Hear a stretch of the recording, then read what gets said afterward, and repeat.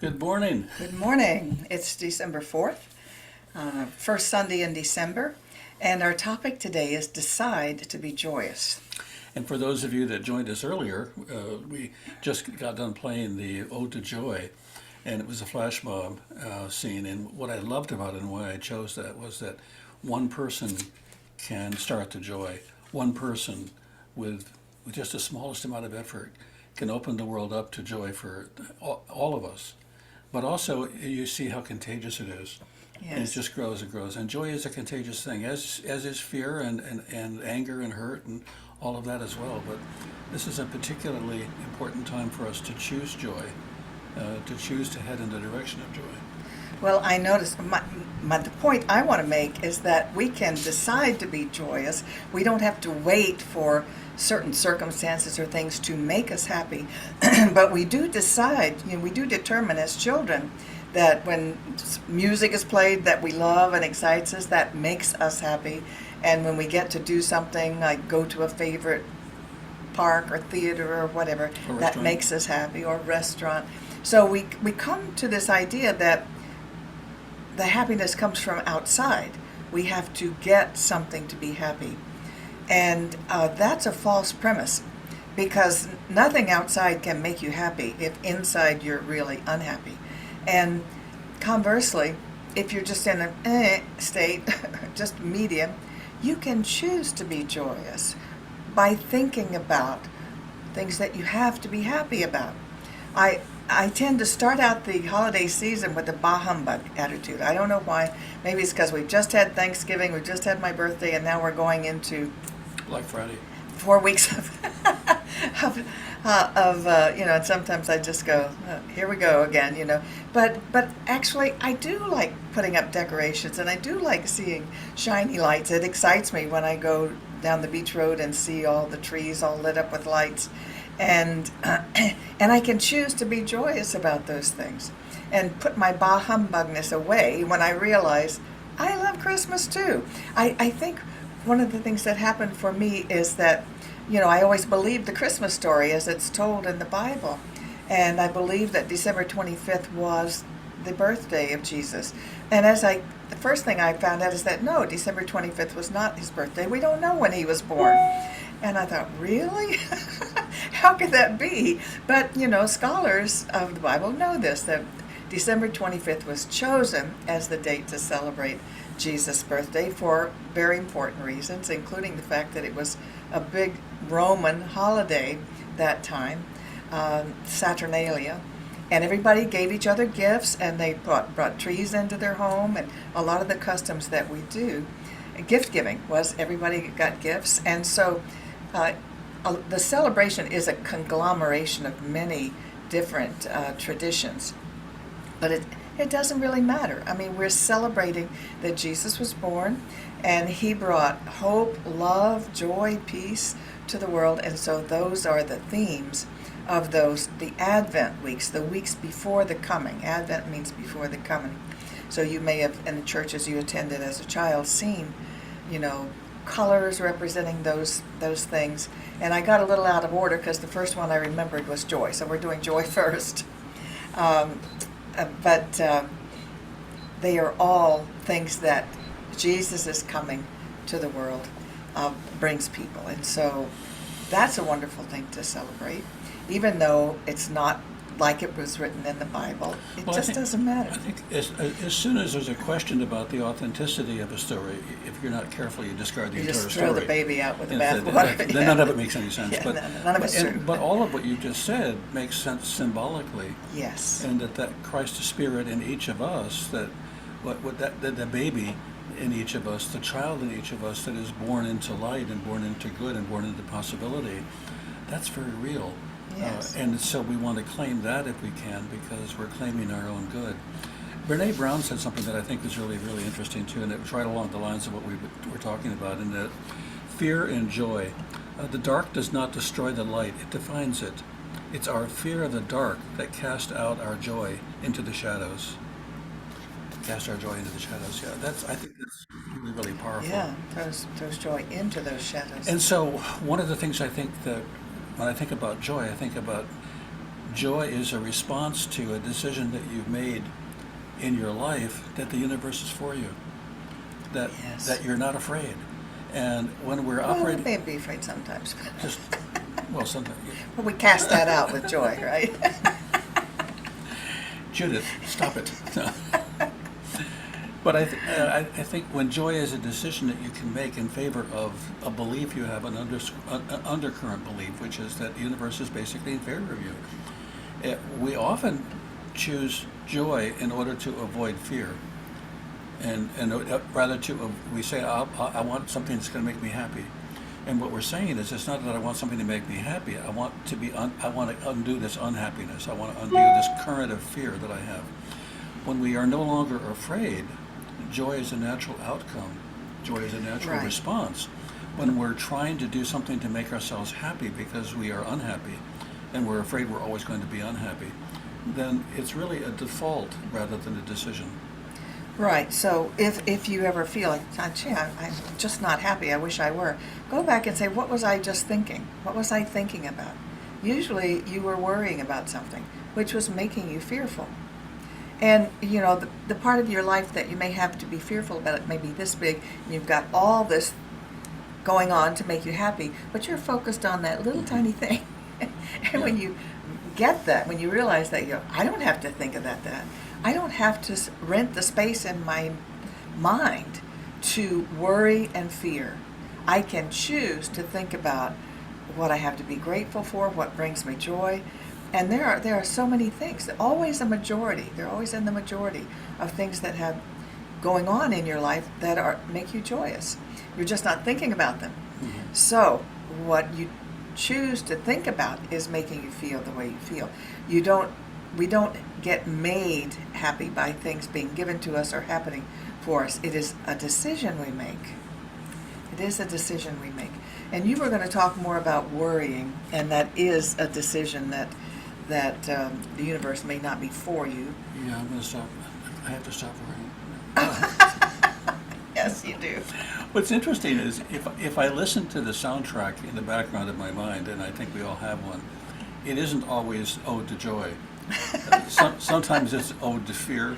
Sometimes it's ode to I'm not sure. Maybe things are going to get better. I don't know. But what's difficult is that soundtrack operates so softly and so continuously that we often don't notice it. And I really think for our spiritual growth and our spiritual development, we need to pay attention to what's the soundtrack that we're listening to in our heart and soul that it doesn't seem to favor a positive outcome, that doesn't favor our life working. And that's the thing we want to pay attention to. You can say I'm happy all day and all night, but until you've discovered some of the unhappiness that's really a wrong use of mind, you're not going to be able to change it. And so we can decide. Now, the first thing that happens for me when I decide to be happy is I get grumpy. And the reason I get grumpy is because I'm not sure I want to give up whatever it is I've invested time and energy in being unhappy about. And so you have to kind of change gears and say, you know, really, if you're not careful, unhappy can become a really close personal friend. And I say that knowing that a lot of people that I don't want to hang out with because they are so cynical and so negative, they've made friends with unhappy, and Right. they're comfortable And they with want that. you to agree with them. Yeah, And that ain't it awful? Yeah, don't you know the world really doesn't work? Right. And I don't really want to subscribe to that. So that also means that in all seasons, not just the Christmas season, we need to take a look at who we're hanging out with and what we can do with that, because we tend to absorb the energy that's around us.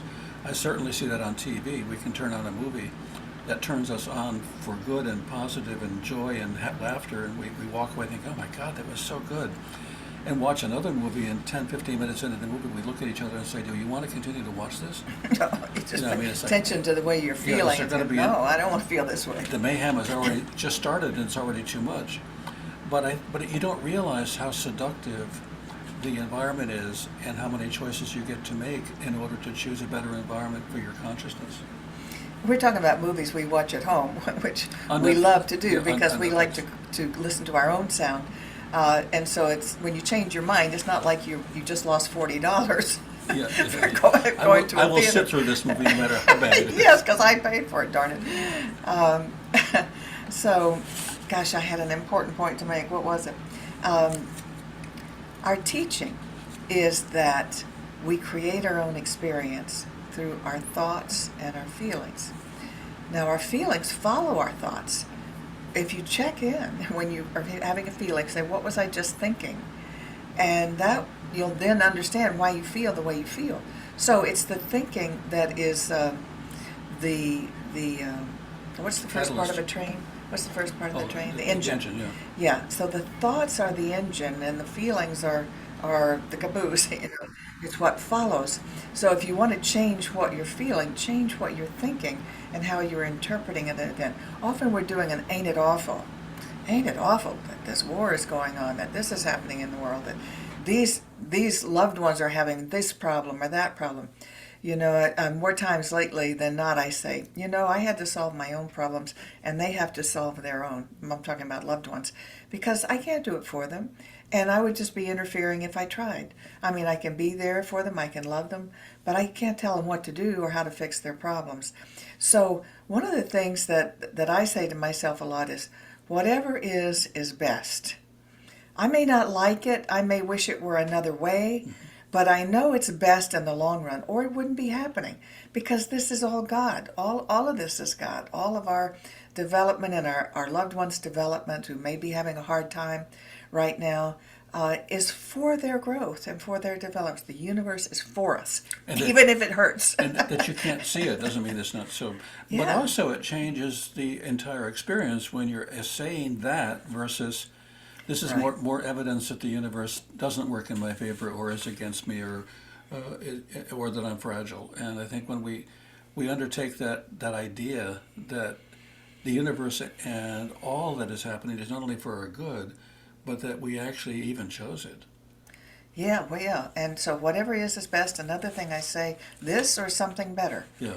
You know, when you don't know uh, exactly what you want or whatnot, just stay positive. That, you know, we were discussing those four characteristics of Advent, and it really starts with hope. That Jesus was the hope of the world, because his behavior was certainly teaching us, you know, how we could be hopeful to change the world.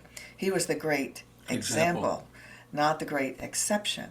And we just abdicate that responsibility and say, oh no, you are the only one that could do that. You are the only Son of God. He never said that. He said, We're all greater things than these that I do shall ye do, you know. we're all the sons and daughters of God. Yeah, and so, but, you know, we kind of get off the hook if we say, well, no, he could do those kind, loving, healing things, but not us. That's not what he said. But anyway, we realize that this thing of hope is really equal to optimism. You know, that we have hope that things will get better and life will be better and good and whatnot. That is the positive aspect of hope, to be optimistic. Sometimes I don't like the word because we often use the word know instead of hope. Well, I hope this. I would say, no, I know it, because we are saying the thoughts that we want to Right. see Well, happen. we're going from I wish it would an happen. idle word that brings us comfort to a thought that makes sense to us, that gives us a reason to be hopeful. Exactly, because hope can infer, well, I hope it happens, but I don't really expect it to.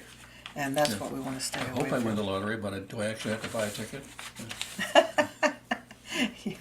Yeah, exactly. So let's see. Oh, in this being joyful, wasn't it wonderful in that music piece, Ode to Joy, watching the children, how excited they can get at a piece of music, and to watch the children's excitement is a great way to remind yourself what you can give to yourself. You can find that joy. You may go to a theater for a concert. You may hear it on TV. I love this time of year. All the best, and that's what happens at Christmas time. And Hanukkah, all the best of the best performers and performances happen, because it's the truth is, December in most places in the world is the gloomiest month of the year. It's darkest, it's coldest, and so we bring lots of light to it, and celebrate the birth of Jesus. We also talk about we celebrate the birth of the Christ consciousness in us. Because the Christ is basically means the essence of God, and it's in all of us. It not just in one person, not just here or there, but it's in every one of us. And so the birth of the Christ consciousness means that I am aware that that is in me. Mm-hmm. I become conscious of the fact that God lives in me, and that is also in the Bible about. The phrase is I'm missing the phrase right now, but it's about Christ in all of us, and we have that Christ consciousness. So that's what we're celebrating. We're celebrating. We are becoming more aware of what we already are and what we already can do, which is to create our life, to create what we want to see, be, and do in our life by using that way the universe works, the way the world works, which is to see it, say it, sense it, and savor it. You get to, if you sat around and never imagined what you wanted to experience, it likely wouldn't happen. Do you see what I mean? So where's the creativity is in the thinking, first of all. And so that's your responsibility. How you feel is your responsibility, because you're the one who is either noticing your thoughts and choosing them or letting them run amok. Mm-hmm. Because they will. If you don't, they just run amok. And then you go, I'm just the helpless victim here. I don't know why these things happen to me. I don't know, it's kind of tangential, but it occurs to me that Cat Stevens sings a song called Peace Train. And our microphone was turned sideways, so I hope we got everything. Peace Train, and I hadn't thought about it until just this minute. The Peace Train is coming. You get to jump on. You get to be a part of it. It's coming. And so it's really a choice you have as to whether you're going to be on the peace train or you're not. Are you going to be on the love train? Are you going to be on the train that says we're going someplace that has love and kindness and is a part of it, or am I on the train going to a negative place? Exactly. So when we realize we are in the driver's seat, we are the engine that's driving our life experience, we have to take responsibility instead of being, innocent victims of life. And so if it is to be, it's up to me. Those things. Yeah, I like it. That really is true. And from A Course in Miracles, they have a saying. The Course has a saying that I love, and it says, "Choose again." If you don't like what you've created in your life, choose again. Nothing means nobody says you have to stay there. Nobody says you have to stay in suffering. If you don't like it, imagine what it is you want to experience. And choose again. And choose again. And then use your imaginal powers to create that, because the thought is the first thing. The next thing is make a picture in your head. And, pictures are easier to recall and enjoy than words and those thoughts. So then every time you want to continue in that creation process, you imagine it happen. You see a picture in your mind of how you want to be, how you want your life to be. And it's a wonderful experience. It feels good. Mm-hmm. It feels good. It's one of the ways you make yourself happy. Not having it come from the outside, but having it come from the inside out. Joy is an inside-out operation. Yeah, It absolutely is. And I also I depend a lot on what Byron Katie teaches, which is that whatever is not only best, but it's supposed to be. It's supposed to be. So you can't say, "Isn't it awful? This shouldn't have happened." How? And one of the things metaphysicians do is, "Why did I do this to myself?" And then they beat themselves up for anything unhappy that happens to them. Right. Yeah. I've got news for you. We all have those. And they come to pass. They do not come to stay, but they come as teachers. And so we need to remember that and choose to be joyous. Right. We've shared. Today you've been on fire. Oh, thank you, thank you. And so, would you like to do the closing treatment? No. Okay, yeah, let's do that. So let's continue to be together in heart, mind, and soul. Let us each know within our inner being that who we are is an aspect of God, a dimension of God, the hand of God in action. We are, right here and right now, all that is required for the life that we desire. For this we say thank you, and together we say, and so it is. So it is. And we are now going to go to screen share again. Here we go. And we're going to go Have to our celebration of sharing. And this is our affirmation at this time when we invite you to support our ministry and allow us to continue doing it and pay even for the Zoom service that we use. So, but as we give, we do receive. So your giving is an investment in your own prosperity. So say with me, my investment today is made with the full realization that God is the source of my supply and returns it to me enriched and multiplied. And so it is.